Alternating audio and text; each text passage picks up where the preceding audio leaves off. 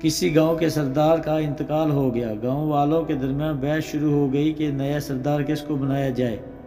گاؤں والے کسی فیصلے پر نہ پہنچ سکے۔ آخر یہ طے پایا کہ جو شخص سب سے پہلے گاؤں میں داخل ہوگا اس کو سردار بنا لیا جائے گا۔ یہ سن کر ایک بزرگ نے کہا، یہ مناسب نہیں ہے، ہونا یہ چاہیے کہ پہلے اپنے قریبی لوگوں میں، پھر علاقے میں اور پھر شہر سے باصلاحیت اور مخلص انسان کو منتخب کرو۔ لیکن گاؤں والوں نے اس شخص کی بات نہ مانی اور گاؤں میں سب سے پہلے داخل ہونے والے شخص کے استقبال کی تیاری شروع کرنے لگے۔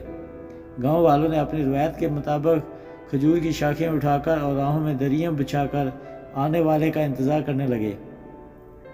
کچھ دیر بعد گدھے پر سوار نیلی چادر اوڑھے ایک شخص گاؤں میں داخل ہوا، جس کو دیکھ کر گاؤں والوں نے خوشی کا اظہار کیا اور اس سے کہا، آج سے آپ ہمارے گاؤں کے سربراہ ہیں۔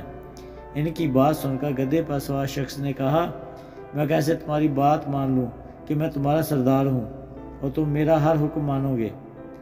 گاؤں والوں نے کہا، آپ جو بھی حکم دیں گے ہم اس پر عمل کریں گے۔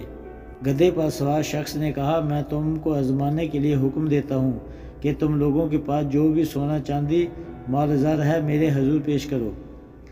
یہ حکم سن کر تمام گاؤں والے اپنے گھروں سے سارا مال سمیٹ کر لے آئے، جس کو دیکھ کر اس شخص نے کہا، میں بہت تھکا ہوا ہوں، آرام کرنا چاہتا ہوں، تم سب لوگ جشن مناؤ۔ گاؤں والوں نے اس شخص کو اس کی آرام گاہ پر چھوڑ دیا۔ سب لوگ جشن میں لگ گئے اور تھک کر سو گئے۔ دوسرے دن جب نئے سربراہ کو لینے گئے تو وہ وہاں نہیں تھا۔ وہ سارا مال اور سب دولت سمیٹ کر فرار ہو چکا تھا۔ یہ سب دیکھ کر گاؤں والوں نے رونا پیٹنا شروع کر دیا۔ جب اس شخص نے گاؤں والوں کی یہ حالت دیکھی تو کہا، اب کیا رونا پیٹنا جب چڑیاں چگ گئیں کھیت۔ تمام گاؤں والوں کو اپنی غلطی کا احساس ہوا اور اس شخص کو باہمی مشاورت سے گاؤں کا نیا سربراہ بنا لیا گیا۔ Thanks for watching and